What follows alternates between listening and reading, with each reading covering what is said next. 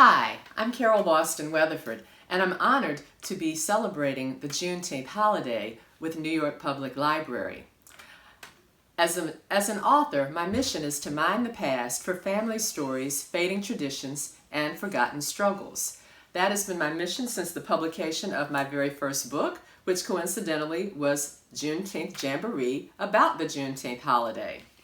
Since that time, I've written about slavery a few times, most notably Freedom in Congo Square and Moses when Harriet Tubman led her people to freedom, illustrated by Kadir Nelson, and Congo Square is illustrated by Gregory Christie. I've also written about Harlem a few times. Sugar Hill, Harlem's historic neighborhood, illustrated by Gregory Christie, and the legendary Miss Lena Horne, illustrated by Elizabeth Zunon. Before sharing some poems with you from Schomburg, the man who built a library, I'd like to share some backstory. In 2007, Eric Velasquez approached me at the American Library Association conference and almost whispered, "I know what our next book should be. It should be about Arturo Schomburg." And he asked me what I knew about Schomburg.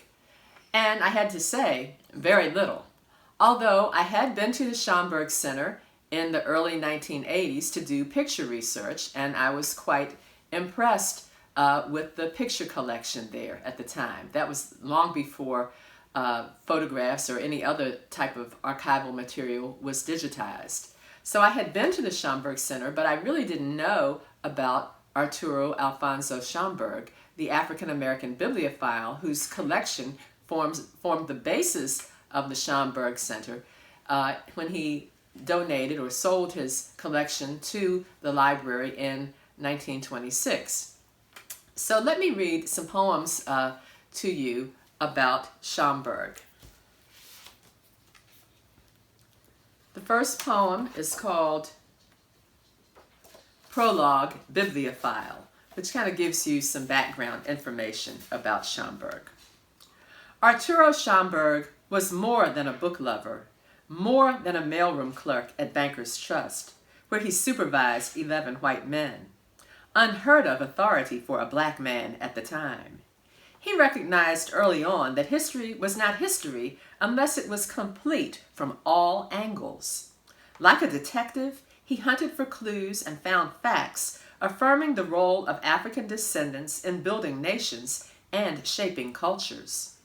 Fellow book collector Arthur Spingarn noted that Arturo would approach an immense pile of apparently worthless material and unerringly find one or two treasures which would have been lost to a less inspired collector.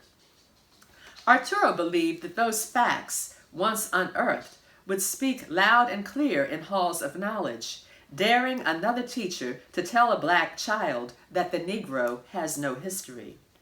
Time and again, through print, music, and art, Schomburg proved otherwise. On his lifelong quest, he was not just collecting rarities, he was correcting history for generations to come. He wanted the facts to reach the community and boys and girls in classrooms to teach them that black heritage knows no national boundaries. And today, the Harlem Library, bearing Schomburg's name, boasts more than 10 million items, a beacon for scholars all over the world, bringing to light past glories that Arturo always knew existed. So I think this is important that Schomburg realized even in the early 20th century that knowledge about African American people and African descendants throughout the diaspora was critical to raising anti-racist children. So I'm going to read just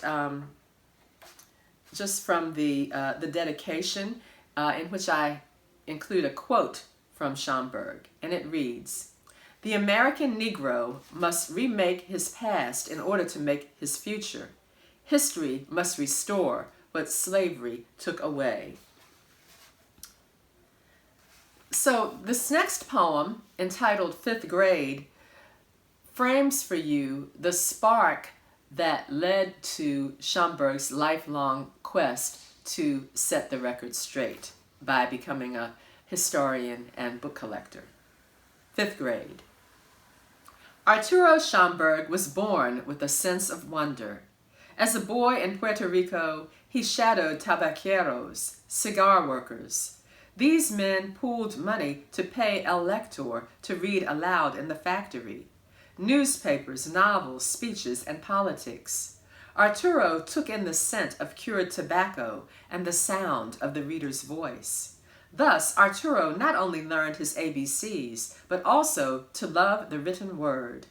So when his fifth grade teacher told him that Africa's sons and daughters had no history, no heroes worth noting, did the twinkle leave Arturo's eyes?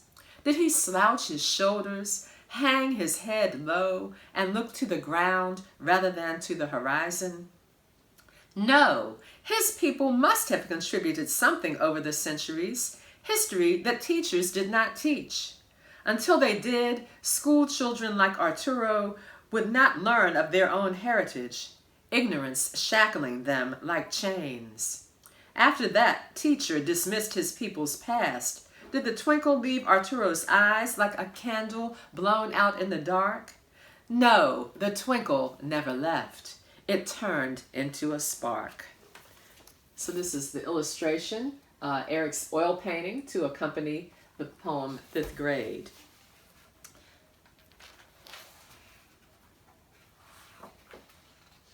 This next poem is probably the most provocative in the collection, and I'm going to read just an excerpt from Whitewash, which notes that several great individuals from the past had African blood, but that's not often noted in their biographies. Here is John James Audubon.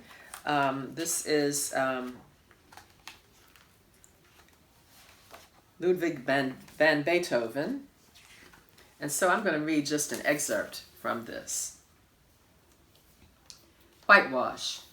In his quest for black glory, Arturo Schomburg navigated a maze of misinformation that stripped Africans' humanity and branded them as less than to justify slavery. The system was based on skin color superiority and inferiority, and was necessary, argued aristocrats, to build fortunes and empires. Arturo suspected a conspiracy of fraud that aimed to erase all African history but bondage. Arturo saw that the historical record was colorblind only when that best served greedy motives. So when genius was black, skin color was left out. But Schomburg chased the truth and turned up icons whose African heritage had been whitewashed. Even composer Ludwig van Beethoven had ties to Africa. He was often described as dark, a mulatto, or a Moor. His mother was said to be a Moor, North African. Gifted beyond belief, Beethoven still composed after he'd lost his hearing. How could this maestro's African heritage have been muted? How could Arturo ever behold Beethoven's Fifth Symphony without hearing Africa drumming?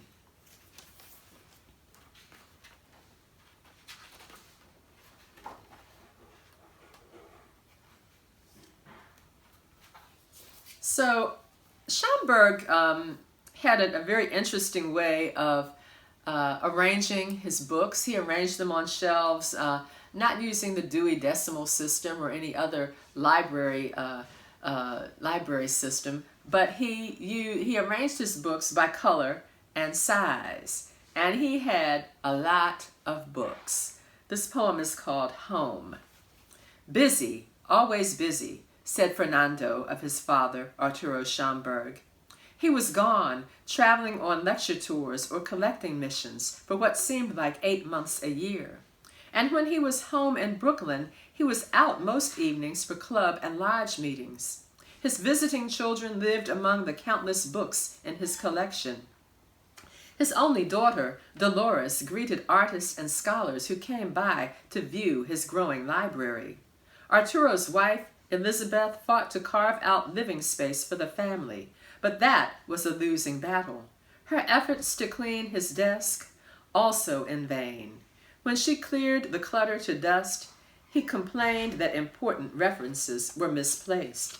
She finally left well enough alone. And so eventually his wife put her foot down and told Arturo that either the books had to go or the family had to go. And so Arturo, with the help of some philanthropists, sold his collection or donated his collection to the New York Public Library in 1926. And I want to read just the second stanza of this poem, Sold, which tells about his selling his collection. Sold. If Harlem was the heart of African-American culture, the 135th Street branch of the New York Public Library was the mind. If the library were a university, its alumni would include the Harlem Renaissance figures who lost themselves amid its stacks and wrote in a quiet room downstairs. Schomburg's collection, which one newspaper called Matchless, was housed on the third floor and would become the cornerstone of the division of Negro history, literature, and prints. It included more than 5,000 books, several thousand pamphlets, plus priceless prints and papers, among them an autographed first edition of poems by Phyllis Wheatley, the brilliant slave girl. There were handwritten poems by Paul Laurence Dunbar, letters of heroic General Toussaint Louverture, speeches of slave-turned-statesman Frederick Douglass, Benjamin Banneker's early American Almanac, and a 1573 book of poems by Spaniard Juan Latino, perhaps the first printed book by a black person.